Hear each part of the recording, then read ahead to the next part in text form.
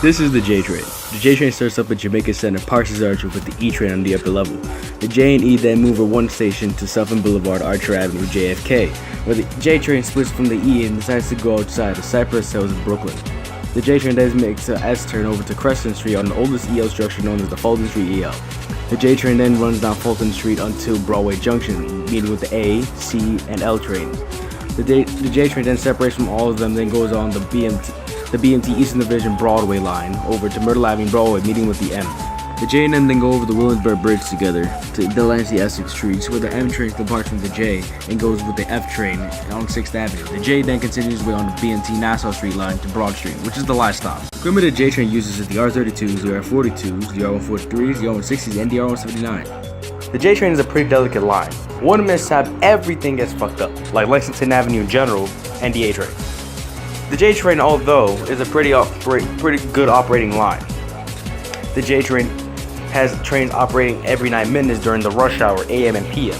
Of course, the J train also has a variation of itself that many would like to refer as the Z. The Z, although, is not what we're talking about, it's the J. The J train has the skip stop version of itself, pretty much does what the Z train does normally. The J train skips some stops, the Z train skips some stops.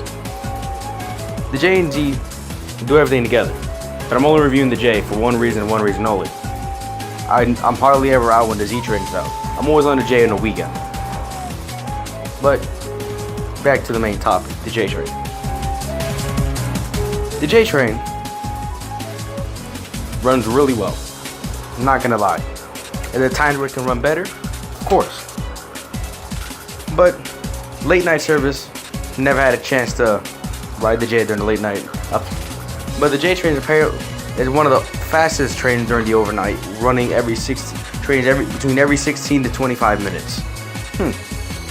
Now, since the summers of 2013, the J and C have been swapping equipment from the R160s and the R32s. The J train has almost every R32 that ran on the C train, but now coming into 2018, getting closer to the L train shutdown, the J train is throwing the R32s back towards the C train and throwing them more towards the A, and the C train having full-length R46 subway cars. The J train, of course, now has the R179s entering service to fill in the places that the R32s have. Yeah, sure, the J will still have R32s, but surely enough, the 179s will start replacing them and throwing them at the A and C, maybe soon on the other lines, who knows.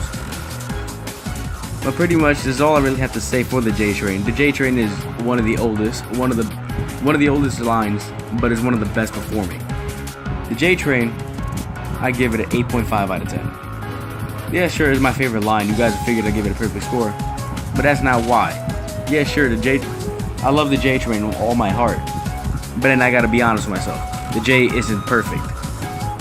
With that being said, it's Robert.Astoria.Grand reviewing his favorite subway line of all New York City transit. Thank you guys for watching. See you guys in the next review.